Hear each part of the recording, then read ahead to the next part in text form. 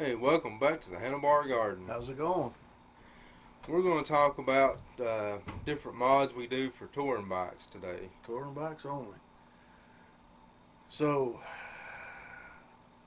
you ready? Let's do this thing. All right. In the previous video, we talked about just mods in general. Just basically for any bike. Yep.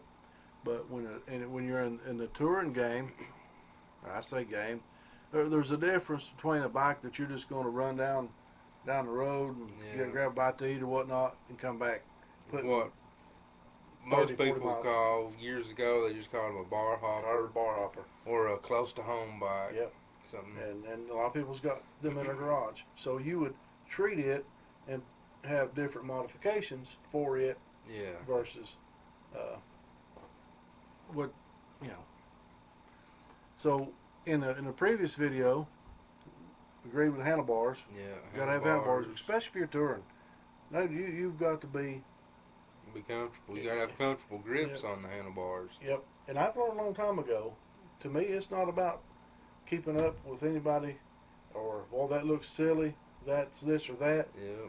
By dogs, if it's comfortable, I'm gonna do it. You know, that's my personal thing. Handlebars, you gotta have a comfortable seat. Yeah.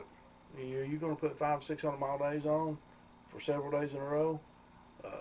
You don't want to be beat up when you get there. You know, you want to enjoy, or worse yet, be beat up till the next morning. You're like, oh gosh, I got to ride. Yeah, don't want to get back on it. You know, so you just got to have a seat. We got a video. Well, we've got some videos on seats and handlebars on our choices and preferences. Next one, I think is very important versus we're just going to call it a bar hopper versus touring bike is a windshield. Yeah. Windshield, when you're the low cut ones, I've had them too. They're low. I think they look super cool on a bike. But when you're doing, especially tour, if you have to hit the interstate, which I call the big road, any at all, those are not user friendly. I mean, it will be hard to ride. And the thing of it is, I done it when I was younger. I mean, you could get on a sporty. Oh yeah, up until just a year or so ago, I didn't know fair, no windshield, none of that stuff. Yeah. Just you're a big parachute out there. Big parachute, and will be wore slap out. What older it got? Once you got a touring bike, it's different. If you, like in my case, never had that stuff, you didn't really notice. Right. And then once you get it, it's like, wow, I can ride all day, and I'm nowhere near as fatigued as I would have been otherwise. I mean, you can take these other bikes, the Sportsters, the Softails, all these bikes, you can go across country with them. It can be done. Yep. But a touring bike, you're going to be a lot more comfortable. Yep. Yeah, not near as tired at the end of the day. And you can't turn one of these other bikes into a touring bike. No. I mean, you can put all the stuff on it, make it look like it. Yep. But at the Slap end of the the day, hard bags and all that on it. At the end of the day, it is what it is. Yeah. It's going to ride just like it does.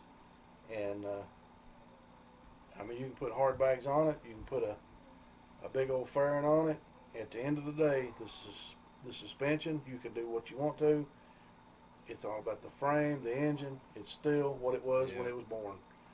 You cannot do it. Guys have took rigid frame choppers and rode thousands of miles. It can be done. Yep. But what do you feel like when you're done, though? Right, exactly. So you can check out our video on windshields, how to measure what you need to keep your head from bobbling around. It's pretty good video. At least I think it is. That's what I ran into with the shorter windshield. Yep. The factory seat I had, it was catching my helmet, I think, and causing it to shake around. Right. And then when I changed seats, it seemed like it was catching me in my glasses and causing them to bounce. Yep. So I went with about 2 inches, I think it was, taller on the windshield, and it put All of it right over my head. That's the way to go. That way you're not beat up.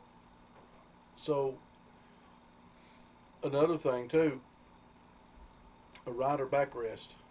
You're on a long haul. Yeah. And I ride with a backrest, have for a long time. Here's the drawback to it. Once you ride with it, it's hard not to ride with it. It's just you grow dependent on it. You know. Yeah. I sometimes I'll take it off. I'll feel giddy, and take it off, and it ain't long. I always take it with me.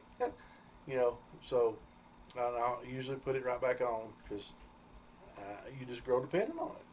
But for long days like that, you may need some support, you know, especially the older we get. So that's another thing I do to a touring bike. Another modification I done was the footboards. I extended them out 3/4 of an inch. Yeah. And it let me kind of, okay. Because before I just thought they were a little narrow. Of course, everybody knows me. I'm just all over the place anyway. So, well, you got to keep your legs moving. Yeah. Especially on a long ride. Right. Now that you said moving, you got to have highway pegs. Yeah. You got that way you can stretch out and get comfortable. So, and that's all this tour and that's all this video is about is comfort to me. And I've not done it yet, but I've considered the lower fairings put on mine and knock a lot of that wind off my legs. Will. Which mine is a limited, so it already has those because it's a wet head. Yeah. But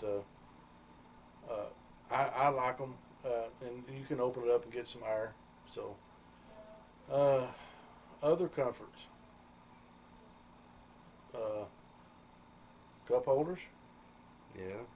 You got to stay hydrated going down the road, so you got to have cup holders, and that's generally with us. I mean, we do some solo riding, but most of our riding is with companions, female companions. We'll say it right.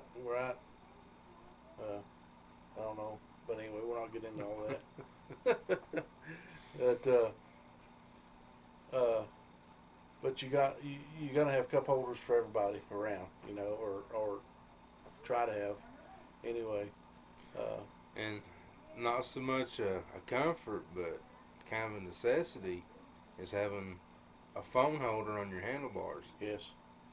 Even the newer bikes that have the GPS in them, you don't get real time, or at least on ours we don't. Real time weather, you don't have real time traffic updates. Traffic updates, yeah. And I do like that. With cell phone and being able to have the Android Auto, hook that up, have your GPS turned on, and that'll actually tell you, if there's a wreck or whatever's going on. Right. Yeah, I do enjoy that. And then the older touring bikes that doesn't have the GPS and all that, it's nice to have that phone on your handlebar, have it on, where it is you're going. Helps you get there, lets you know what the traffic is. Yep. I guess technology has come so far. Yeah. I remember the days that we would ride, and we would not have a clue where we were at. Or you had the map taped to your gas tank. That was the GPS. So, it's a good thing, and it's a bad thing too. It makes you lazy. Yeah, it makes you lazy. I mean, I know with mine, it gets so low, the gas hand gets so, it gets so low of gas, and it'll pop up low fuel. Do you want me to find a gas station for you? I mean, that's rarely a case, but I mean, it pops up. That's how sad it's become, I always thought the bikes that had the actual gas gauge on it tells you how much. Oh, yeah. I laughed at those. Wait, me too. Why do you need that? Yeah. I mean, reset your trip and just keep.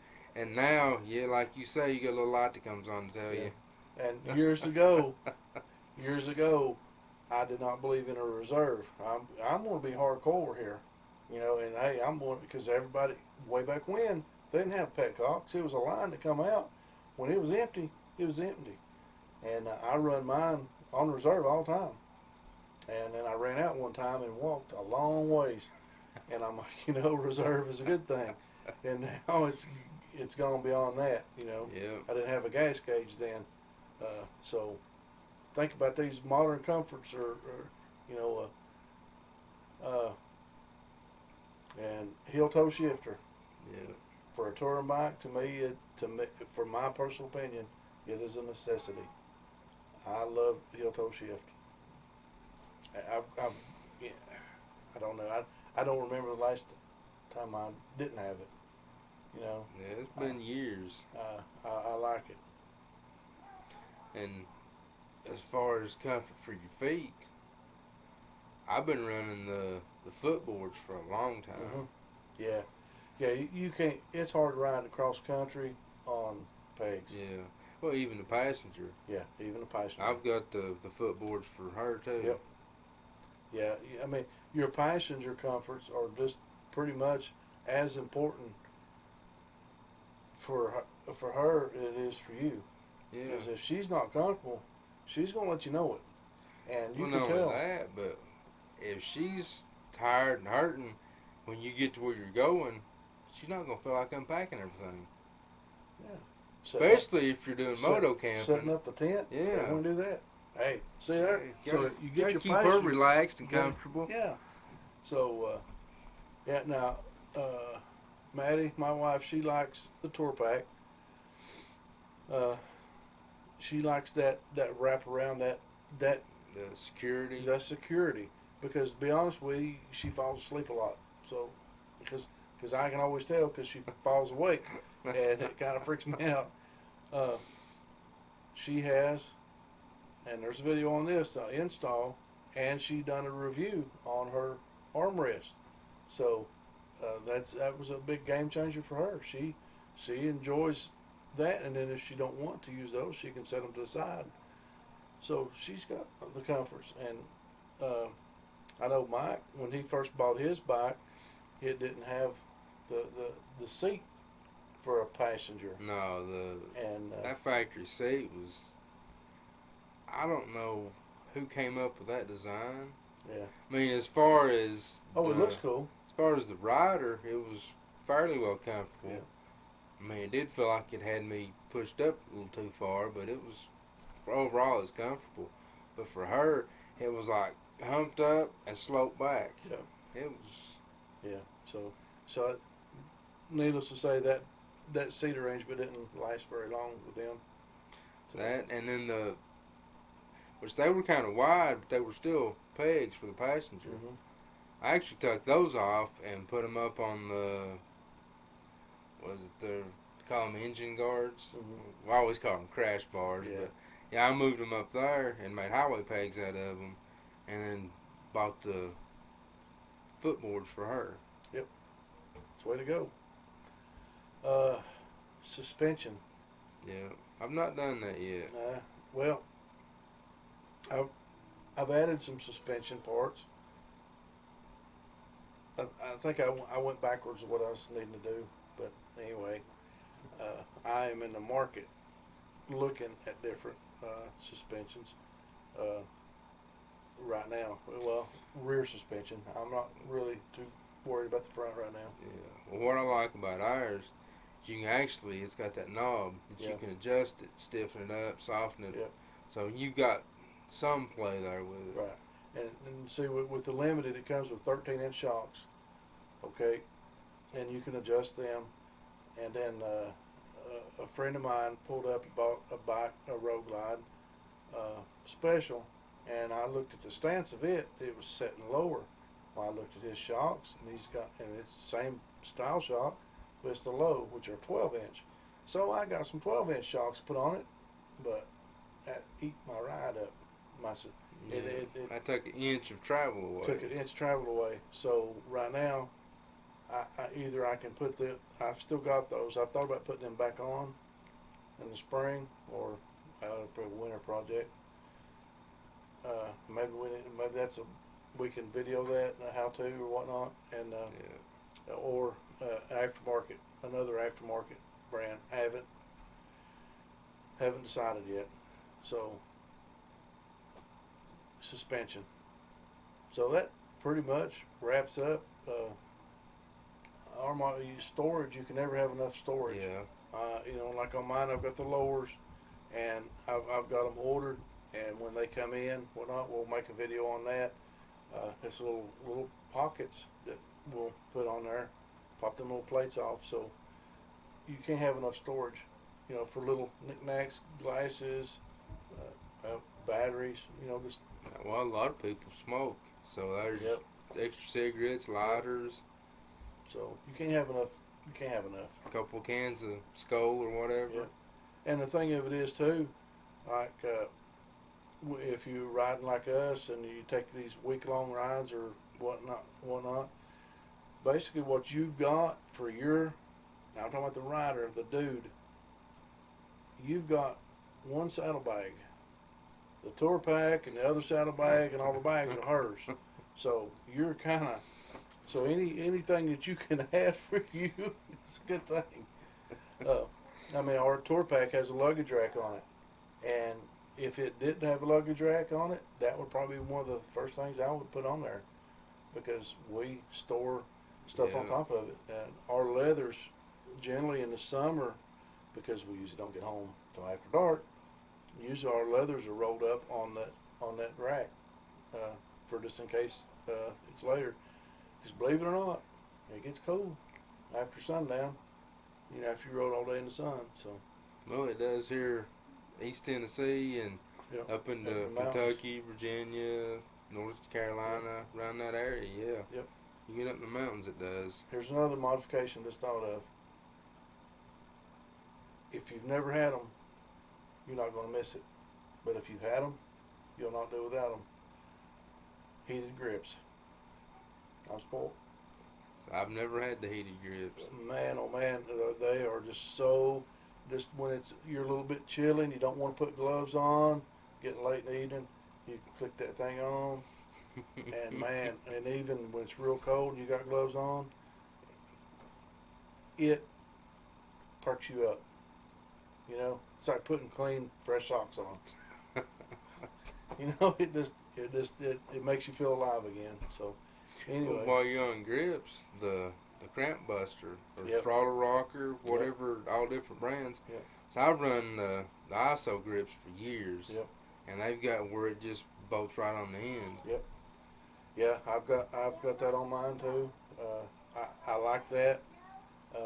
I've got some arthritis issues, so sometimes I need to rest, and I can do that. Which got cruise control too, so yeah, I use that. Well, my Softail, it's got the chrome ISO grips, and they actually make that throttle rocker, throttle balls, cramp buster, you know, different people that make them different names. But they've actually got it for the left-hand side. Mm. So I put it on, so I mean, you can just completely relax and just lay your hands on it. Cool. With the Street Glide, since they're black grips, they only make that for the right side. Well, why wouldn't it be neat to chrome it though? Chrome. That would break that. Well, then again, you don't have a lot of chrome. Though. No, I don't hardly have any at all. So that would. But I've got a powder coat gun I'd like to try out. I did think about just buying the chrome one, powder coating it, putting it on. There we go. There'll be another video for you folks. But anyway, that's our touring mods. Whatever you might. Well, we talked about the GPS with the phone. The older ones that don't have GPS at all, you got a bag that you can take the GPS out of your car, put it in there, and seal it up, and it's waterproof. Yep. Which most everybody got the phone and just uses it. But yeah, most everybody these days going touring are not on any older bikes. Yeah. I mean, unless they're just starting out. Yeah. So. But anyway, that's our mods for touring bike to keep you comfortable. That's what we're here for, people. Keep you comfortable, keep you in the know. Be sure to like our video and subscribe to the channel if you would. We'd appreciate it. And if you got any comments, questions, be sure to leave them, and we'll get back with you as soon as possible. A couple things you need to do. One's very important. Number two is very important as well. Be good to one another. because that's also important. And be sure to always keep it torque to spec.